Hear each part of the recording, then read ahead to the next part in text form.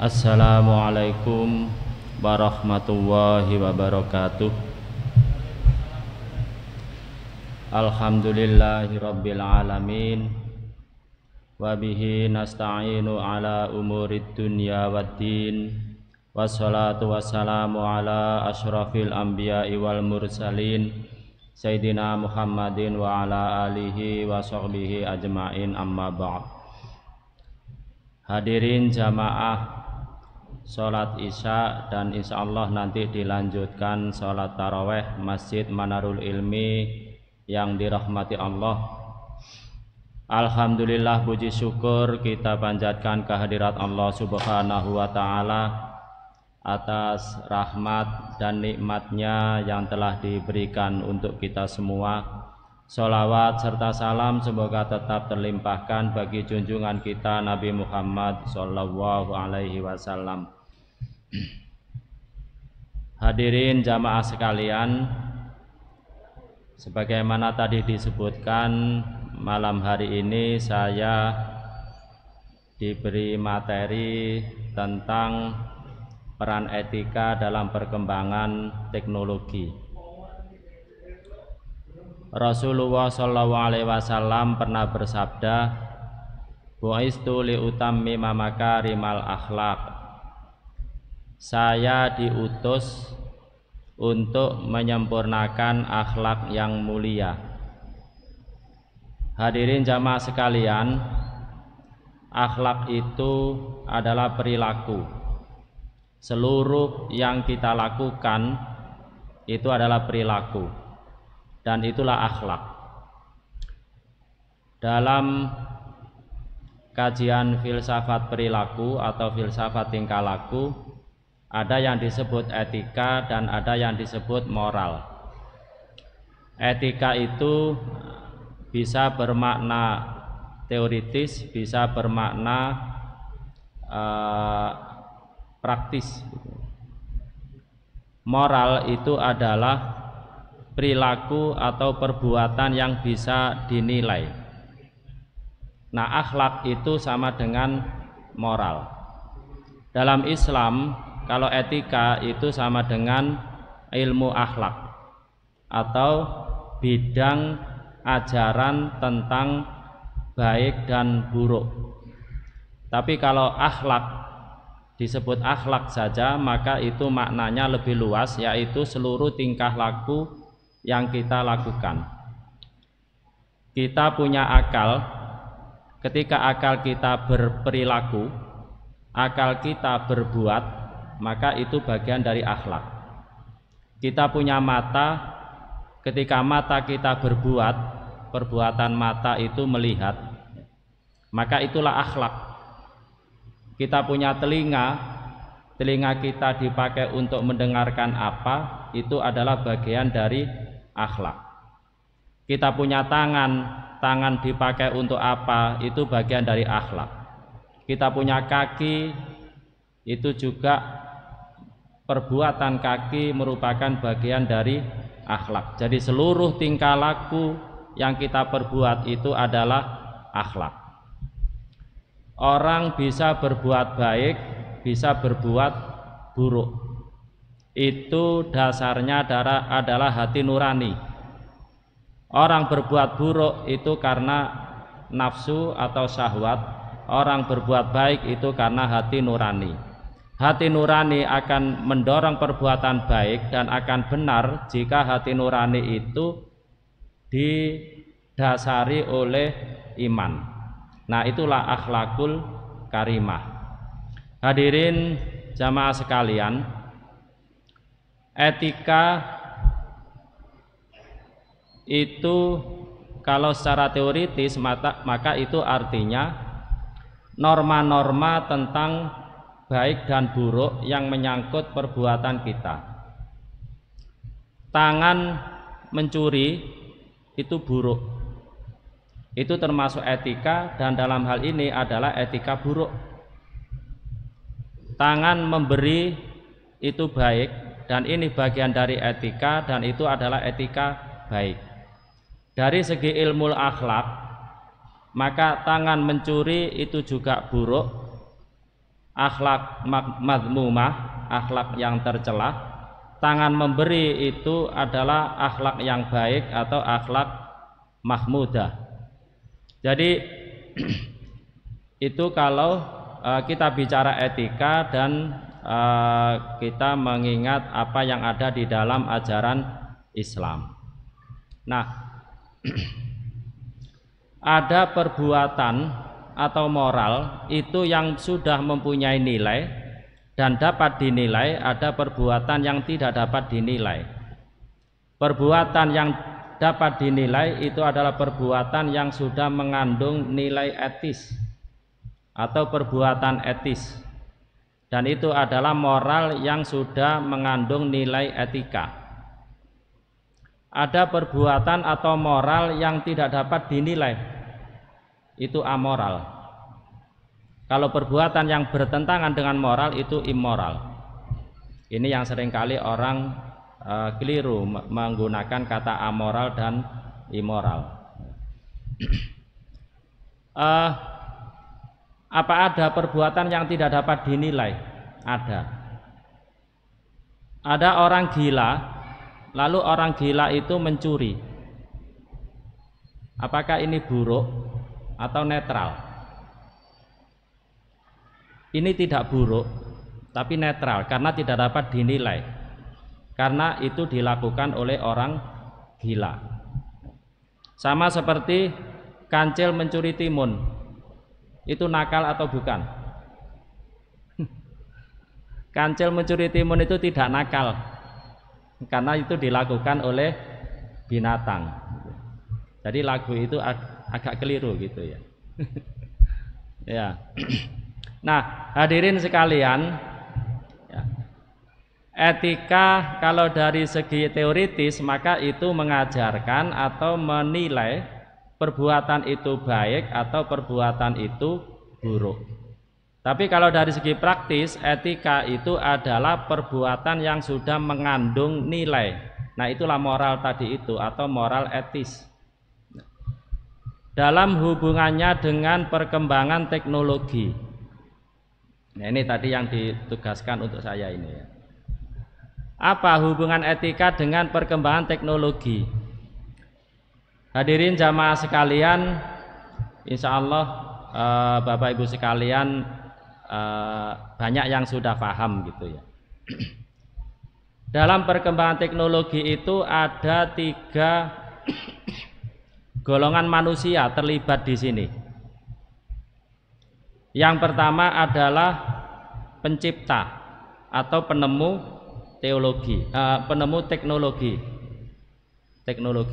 teknologi itu golongan pertama. Golongan kedua adalah orang yang melakukan pengembangan atau inovasi karya teknologi. Itu golongan kedua. Nah, golongan ketiga ini yang paling banyak, yaitu pengguna teknologi. Nah, golongan yang mana yang penting punya etika? Semuanya. 3 golongan ini penting mempunyai etika. Kalau orang-orang yang terlibat dalam teknologi ini memiliki etika, maka teknologi bisa mensejahterakan manusia. Tapi kalau 3 golongan orang ini tidak punya etika atau etikanya buruk, maka teknologi merugikan manusia atau merusak tatanan manusia. Golongan pencipta misalnya, orang ini adalah para ahli, para ilmuwan yang menemukan ilmu pengetahuan atau yang menemukan karya-karya teknologi, termasuk teknologi baru, teknologi yang diperbarukan. Nah, ini adalah orang-orang pandai, orang-orang pinter ya, para ahli. Orang yang pandai, para ahli, kalau punya etika, maka dia akan menciptakan karya-karya teknologi yang berguna. Tapi kalau orang pandai etikanya buruk atau tidak beretika, maka dia akan membuat karya yang tidak berguna, bahkan bisa jadi jahat atau buruk. Misalnya sekarang teknologi yang paling tren itu adalah dunia internet, berkaitan dengan internet. Orang yang golongan ilmuwan dalam hal ini ya, itu adalah orang-orang yang pandai membuat software, membuat aplikasi. Nah, orang membuat software, kalau software itu bermanfaat, maka akan bermanfaat bagi manusia. Orang awam, orang umum sebagai pengguna bisa menggunakan software itu untuk kebaikan. Tapi kalau ada orang ahli membuat software, membuat aplikasi, tapi ternyata aplikasi yang dibuat adalah aplikasi judi online, apa yang terjadi? Semua orang bisa berjudi, dimanapun orang bisa berjudi, dan kapanpun orang bisa berjudi. Nah, itulah etika buruk atau tidak beretika. Dan ini orang pandai. Maka etika itu penting. Yang kedua adalah golongan orang yang melakukan pengembangan. Melakukan inovasi. Ini juga penting untuk mempunyai etika. Karena kalau golongan ini tidak punya etika, maka bisa saja satu karya teknologi yang sudah diciptakan oleh penemunya itu sebetulnya bagus, akan bisa disalahgunakan menjadi kejahatan, akan bisa disalahgunakan menjadi maksiat, akan bisa disalahgunakan menjadi penyebar keburukan. Ini adalah pengembang, peran dari orang-orang yang mengembangkan, peran dari orang-orang yang pandai tapi dalam tataran membuat inovasi. Kalau inovasinya itu bermanfaat, inovasinya baik, maka akan menghasilkan manfaat, bisa menghasilkan kesejahteraan bagi manusia. Tapi kalau inovasinya itu buruk, maka itu akan menjadi kejahatan, bisa jadi malah menjadi maksiat. Ada orang yang pandai dalam bidang IT misalnya, dia pandai dan dia mengembangkan, dia bisa mengembangkan, dia bisa melakukan inovasi.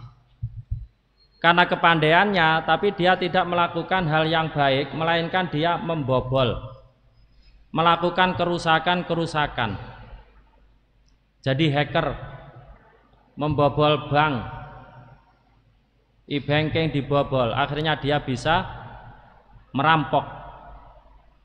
Dia merampok tidak pakai membawa senjata, tidak pakai datang ke kantor bank, tapi cukup menghadap laptop atau komputer, dia bisa membobol keamanan internet banking dan dia dapat banyak uang di situ.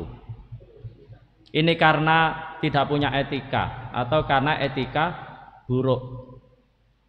Dan itu dilakukan oleh orang pandai. Maka etika itu sangat penting. Hadirin jamaah sekalian, golongan yang ketiga adalah pengguna. Ini adalah yang paling banyak, termasuk saya ini. Saya ini hanya pengguna. Ada teknologi transportasi mobil, kita hanya pengguna. Ada teknologi IT, kita hanya pengguna. Ada gadget, kita hanya pengguna. Ada laptop, kita hanya pengguna, dan sebagainya, berbagai macam teknologi gitu ya. Ada pendingin udara dan sebagainya, kita hanya pengguna.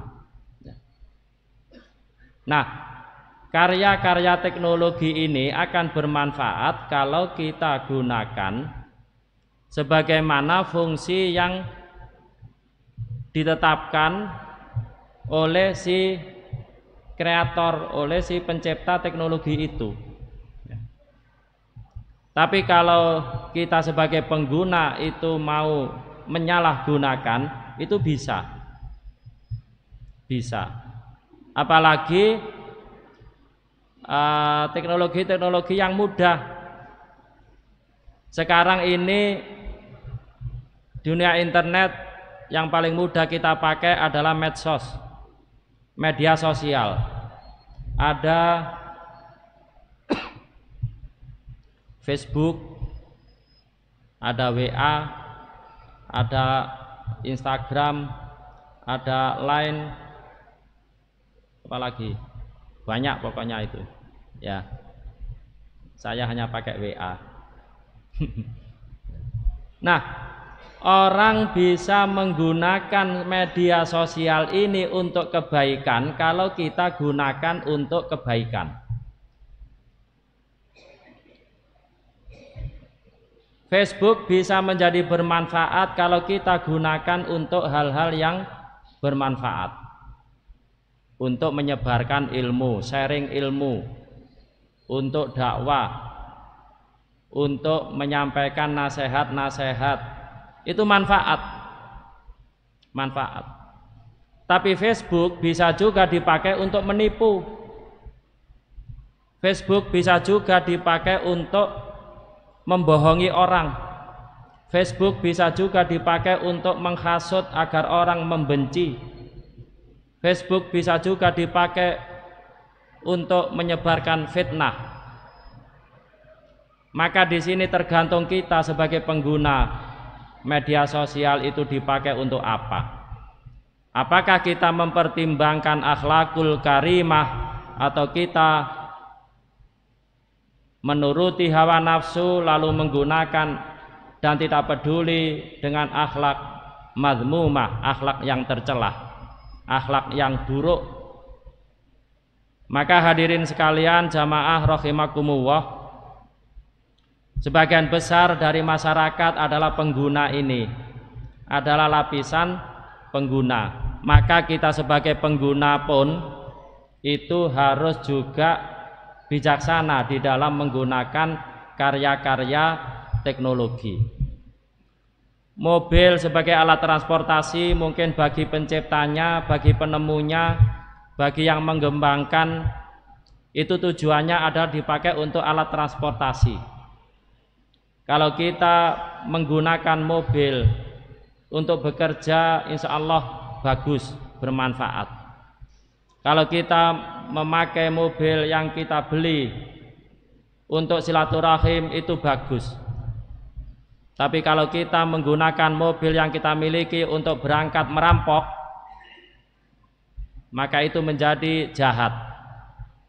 Nah, ini tergantung penggunanya.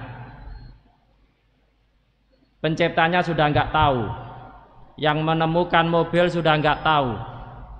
Maka kitalah sebagai pengguna yang harus mempunyai etika, harus mempunyai akhlakul karimah di dalam menggunakan karya-karya teknologi. Para ilmuwan sekarang sudah mulai bergerak ke arah yang lebih menyejahterakan. Teknologi pendingin udara AC, dulu orang menemukan AC, membuat AC nggak peduli, pokoknya yang penting dingin. Setelah diketahui AC membawa dampak untuk dalam hal global warming, pemanasan global, lalu dibuatlah inovasi-inovasi AC yang ramah lingkungan. Nah, ini merupakan bagian dari etika teknologi.